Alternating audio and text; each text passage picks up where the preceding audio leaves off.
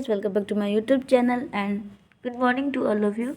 दोस्तों, last time हमने किए थे सिक्के, अब हम करेंगे भारतीय वास्तुकला, मृदभांड और उनकी शैलियाँ। तो चलिए शुरू करते हैं। वैसे स्पेशली टॉपिक रहेगा शैलियाँ। तो आज का टॉपिक है वास्तुकला की नागर शैली। क्या है? वास्तुकला की नागर शैली। 5वीं शताब्दी से भारत के उत्तरी भाग में मंदिर वास्तुकला एक भिन्न शैली विकसित हुई। मंदिर वास्तुकला की एक भिन्न शैली विकसित हुई।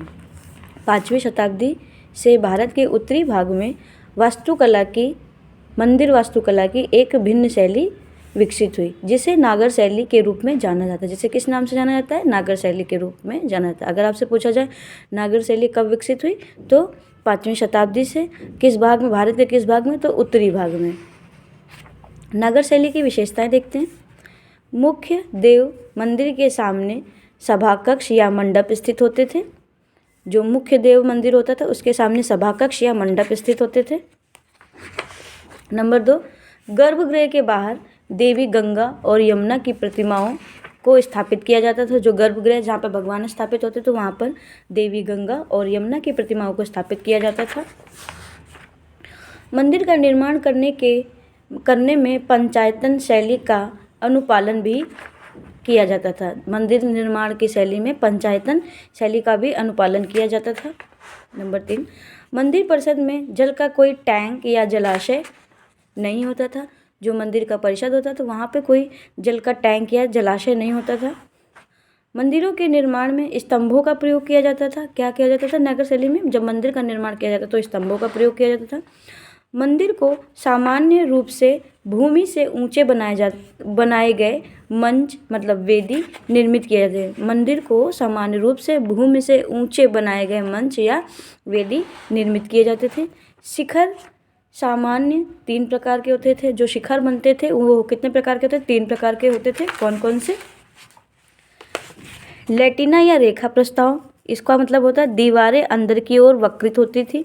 नंबर 2, फमसाना, लेटिना से कम ऊंचाई और वल्लभी मतलब अर्धगोलाकार की छत। क्या होती थी? अर्धगोलाकार की छत। तो एक बार देख लेते हैं। जो 5वीं शताब्दी में भारत के उत्तरी भाग में मंदिर की वास्तुकला की एक शैली विकसित हुई, जिसे नागर शैली के नाम से जाना जाता है। नागर शैली की कुछ विशेषताएं। नंबर 1, देव मंदिर के सामने सभा कक्ष या मंडप स्थित होते थे। गर्भगृह के बाहर देवी गंगा और यमुना की प्रतिमाओं को स्थापित किया जाता था। नंबर 3, मंदिर निर्माण में पंचायतन शैली का भी प्रयोग किया गया है। नंबर 4, मंदिर परिसर में कोई जलाशय या टैंक नहीं होता था। मंदिर के निर्माण में स्तंभों का प्रयोग किया जाता था। जो मंदिर बनते थे उसमें स्तंभ खंभे बनाए जाते थे। मंदिर को सामान्य रूप से भूमि से ऊंचे बनाए गए मंच वेदी निर्मित किए जाते थे। शिखर इनमें जो शिखर बनाए जाते थे वो सामान्यतः 3 प्रकार के होते थे। कौन कौन से? एक होते थे लेटिना या रेखा प्रस्ताव, दीवार अंदर की ओर वक्रित होती थी। फमसाना, लेटिना से कम ऊंचाई और वल्लभी अर्धगोलाकार की छत। ये थे कुछ। ये देखिए इस तरह के शिखर बनाए जाते थे। ये होता था स्तंभ दरवाज़ा। यहाँ पे होता था गर्भगृह। ठीक है। ये ऊपर उठा हुआ चबूतरा, मंदिरों में चढ़ाई के लिए चबूतरे बना दिए जाते थे तो इससे बोलते हैं ऊपर उठा हुआ चबूतरा। ठीक। प्रदक्षिणा के लिए पथ, यहाँ से प्रदक्षिणा के लिए पथ निकाला जाता था। क्या? इस तरह के शिखर होते थे। ऐसा स्तंभ दरवाज़ा होता था यहाँ पे। ठीक है। यहाँ पे गर्भगृह होता था जहाँ भगवान बैठते थे, भगवान की प्रतिमाएं स्थापित की जाती थी। ये उठा हुआ चबूतरा है ऊपर की ओर और ये प्रदक्षिणा पथ है जहाँ पे हम लोग मंदिर की प्रदक्षिणा करते थे। अब कुछ इंपॉर्टेंट पॉइंट और देखते हैं।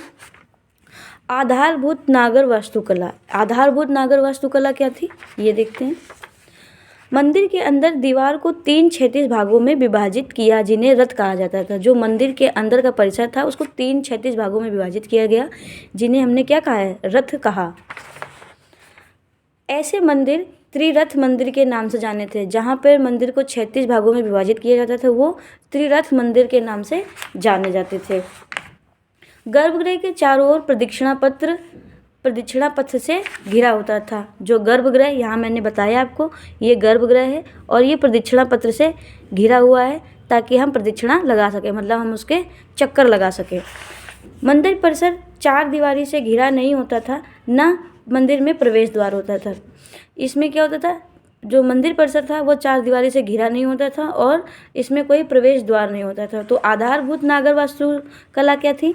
मंदिर के अंदर दीवारों को 3 क्षैतिज भागों में बांटा गया जिसे रथ कहते थे।